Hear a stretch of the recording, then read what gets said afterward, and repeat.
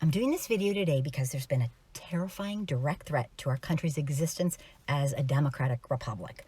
This information has been in the news on and off for about 5 years, but there's just been so much Trump news thrown our way on a daily basis. It seems like nobody's really talking about this or putting it together.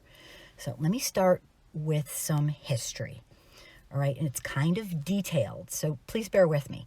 Rewind to March 2018. Remember the ongoing Mueller investigation and how distracted everybody was in America because they thought Russia was interfering with Trump's election? Well, around this same time, there was a seemingly unrelated story. It turns out this story might be the reason Trump won in 2016 and why he's going to win in 2020. So this is really important. All right, check this out. Facebook and a political data analytics firm named Cambridge Analytica had been implicated in a massive personal data breach. And you might have heard of that already. I think a lot of people knew that. In 2014 and 15, Facebook put out this personality quiz app called This Is Your Digital Life. And it accumulated the quiz results from Facebook users who took the quiz. But it didn't stop there. The application mined data from the people who took the quiz. It went into their profiles and stole their data, basically. And it didn't stop there either. The application also mined data from Facebook, the Facebook friends of the people who took the quiz. So, it went into everybody's stuff and took it.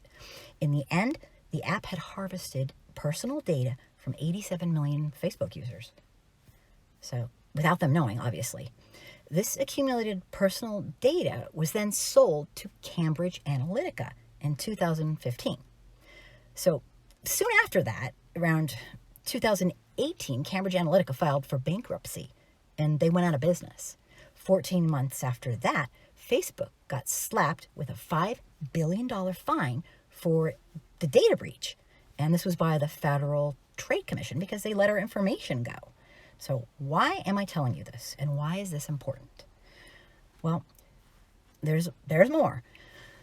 I have to tell you a little bit about who Cambridge Analytica was and exactly what they did with the data that they commandeered. It's a little bit shocking, and it's not a conspiracy theory, although it might sound like it. Cambridge Analytica was a British political consulting firm founded in 2013. One of the founders was none other than Steve Bannon.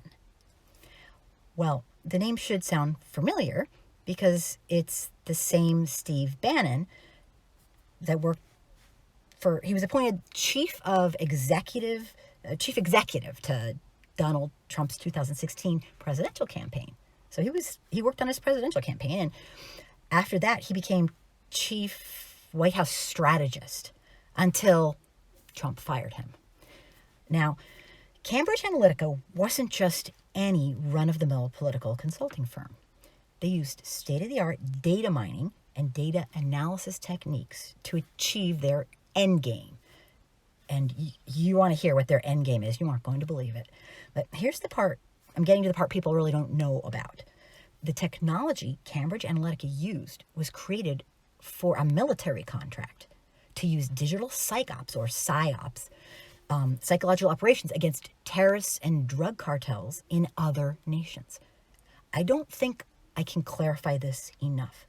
This technology was designed for military use. It's military-grade warfare technology. The U.S. military used it successfully to combat people, to stop them from becoming radicalized. PSYOPS technology demonstrated its real-world effectiveness by thwarting jihadist recruitment efforts in Pakistan and in turning drug dealers against drug cartels in South America.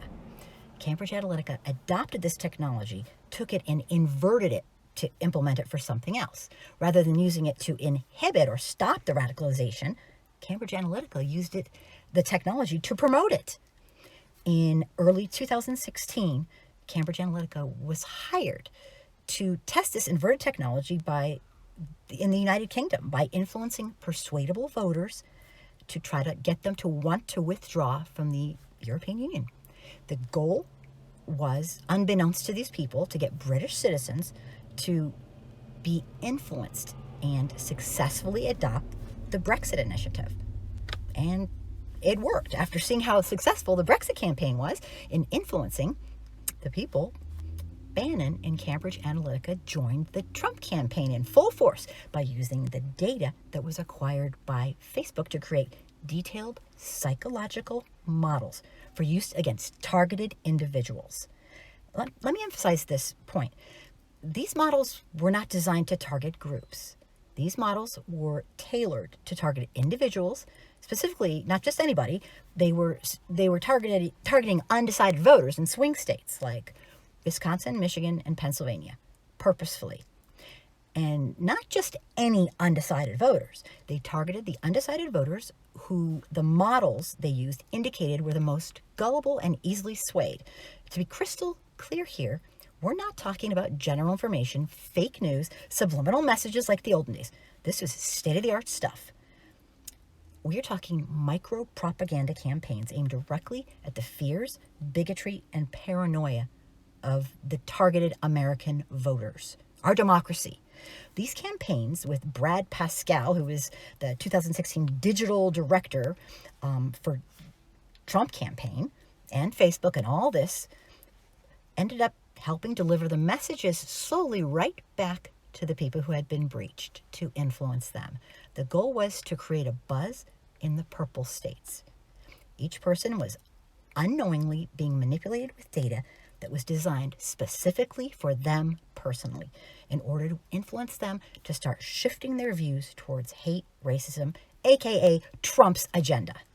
Considering that 45% of Americans get their main news from social media only, like Facebook, this delivery mechanism was extremely effective, efficient, and it not only swayed undecided voters, but it radicalized them.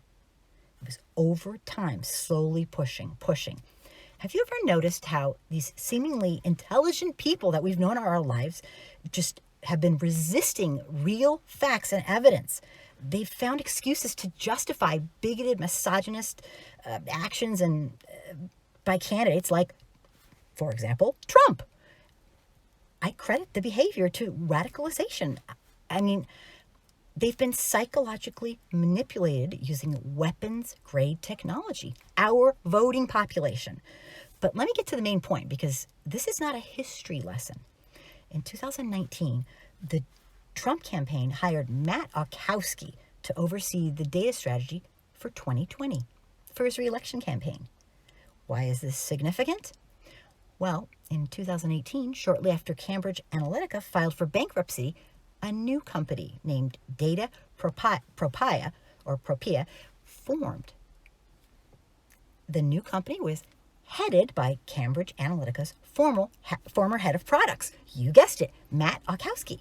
This new company also employed 3 other former Cambridge Analytica employees, and they are now working as we speak on Trump's 2020 campaign. So here we go again. It's happening again. Our election process is being manipulated from the highest levels, and no one's lifting a finger to stop it. I just thought you should know.